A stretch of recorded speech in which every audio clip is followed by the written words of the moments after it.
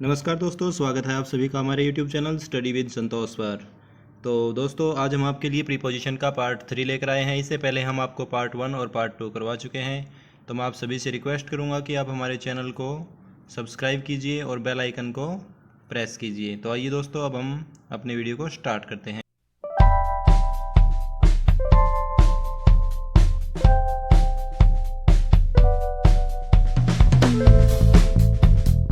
आज के इस वीडियो में हम प्रीपोजिशन ऐसे कुछ वर्ड लेकर आए हैं जिनके साथ फिक्स प्रीपोजिशन आती हैं और वो एग्जाम पॉइंट ऑफ व्यू से काफ़ी इंपॉर्टेंट हैं। जैसे देखिए, ये 3 वर्ड जो आपको दिखाई दे रहे हैं, एक्यूज्ड, एक्विटेड और कन्विक्टेड, इनके साथ हमेशा प्रीपोजिशन आएगी ऑफ। मतलब एक्यूज्ड ऑफ, एक्विटेड ऑफ और कन्विक्टेड ऑफ का प्रयोग किया जाएगा।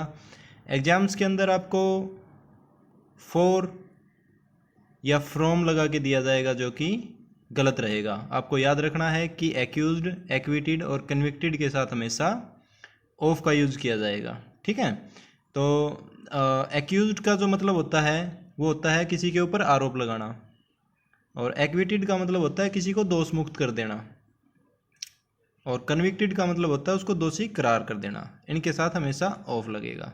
तो इसके एग्जाम्पल देख लेते हैं। एग्जाम्पल है, जैसे ए एग्जाम्पल है, आई वॉज एक्यूज्ड ऑफ अबडक्टिंग हर।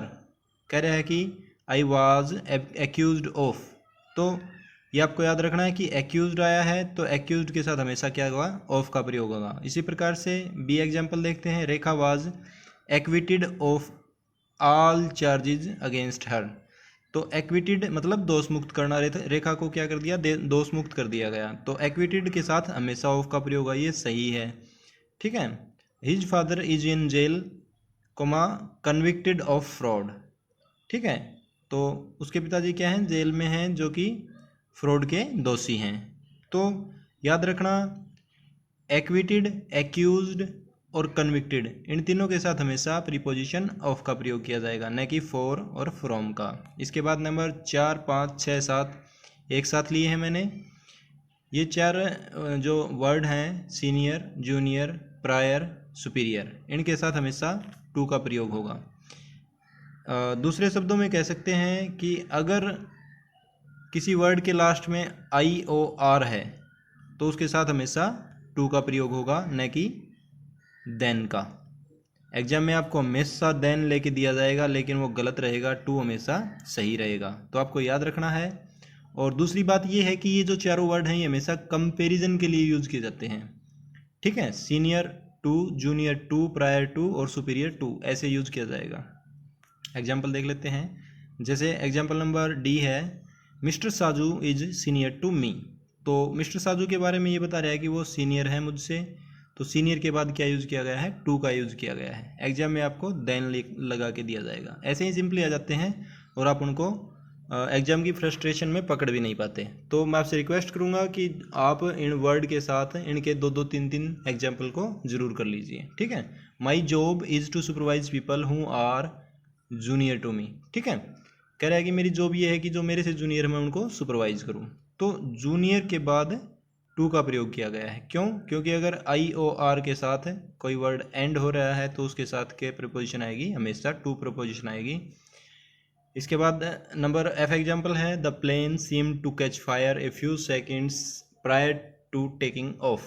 ठीक है। अब प्रायर के बाद क्या है, टू का यूज किया गया है। क्यों? क्योंकि प्रायर मतलब प्राथमिकता दे रहा है वो एक चीज़ से दूसरी चीज़ को बारे में। कह रहा है कि प्लेन के टेक ऑफ होने से पहले ही लगता है कि आग लग गई थी। ठीक है। तो प्रायर के बाद टू का प्रयोग होगा। उसी प्रकार से for babies, breast feeding is superior to bottle feeding. ठीक है। अभी ब्रेस्ट फीडिंग को यानी माँ के दूध को बोतल के दूध से क्या बता रहे हैं, सुपीरियर बता रहे हैं। तो ये कंपैरिजन ही है। दूसरी बात, लास्ट में आई ओ आर है। तो ये चारों वर्ड याद रखने हैं। इनके बाद हमेशा क्या आएगा, टू आएगा। ये चारों वर्ड आप फिर देख लीजिए, सीनियर, जूनियर, प्रायर और सुपीरियर के बाद हमेशा टू आएगा। इसके बाद नंबर 8 की तरफ चलते हैं। नंबर 8 पे है लिसन। जो ये लिसन वर्ड है इसके बाद हमेशा जो प्रीपोजिशन आएगी वो क्या आएगी, टू आएगी। ठीक है। लिसन के बाद हमेशा टू आएगी, आपको याद रखना है। एग्जाम में विदाउट प्रीपोजिशन दे देते हैं या कोई और प्रीपोजिशन लगा के दे देते हैं। जैसे सिंपलेस्ट एग्जाम्पल है इसका लिसन टू मी, ठीक है, ऐसे ही बोला जाता है ना, लिसन फ्रॉम मी या लिसन मी, डायरेक्ट ऐसे नहीं बोला जाता, ठीक है। इसके बाद do you listen to the radio in bed, क्या तुम बिस्तर में जब होते हो तो रेडियो को सुनते हो, ऐसे कह रहा है वो, ठीक है, क्वेश्चन कर रहा है।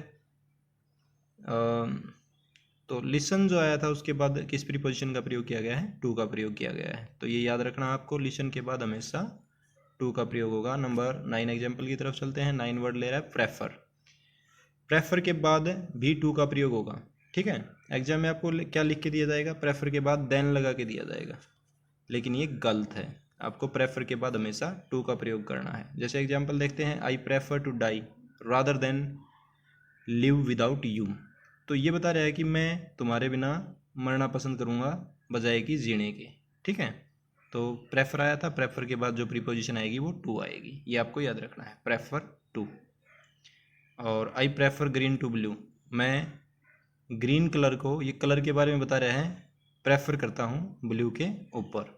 तो प्रेफर के बाद जो भी प्रीपोजिशन आएगी वो क्या आएगी, टू आएगी, ये आपको याद रखना है। इसके बाद नंबर 10 और लास्ट वर्ड की तरफ चलते हैं आज का हमारा, एडमिट। एडमिट के बाद भी जो प्रीपोजिशन यूज होगी वो टू होगी। इसमें इन टू लगा के दे देते हैं एग्जाम में, ठीक है, वो गलत है, ये आपको याद रखना है। जैसे don't be afraid to admit to your mistakes, अपनी गलतियों को स्वीकार करने में मत हिचकिचाओ, ठीक है, मत डरो। तो यहाँ पर देखिए कि हमने एडमिट जो आया था उसके बाद टू का प्रयोग किया गया है। वो ऐसे दे सकता था, don't be afraid to admit your mistakes, ये भी सही लग रहा है, लेकिन एडमिट के बाद हमेशा क्या आएगा, टू आएगा। इसी प्रकार से एक एग्जाम्पल और लिया है, I was admitted to the hospital, ठीक है। अब उसमें ये कन्फ्यूज़ करने के लिए आपको सिंपली दे सकता था into, I was admitted into the hospital, लेकिन वो गलत हो जाता, क्योंकि एडमिट के बाद हमेशा क्या आएगा, टू आएगा। तो दोस्तों आज का ये वीडियो हमारा समाप्त होता है यहीं पर। तो मैं आप सभी से रिक्वेस्ट करूंगा कि आप इस वीडियो को ज़्यादा से ज़्यादा अपने दोस्तों में शेयर कीजिए, और हमारे चैनल को अब तक सब्सक्राइब नहीं किया है तो सब्सक्राइब कीजिए। Thank you.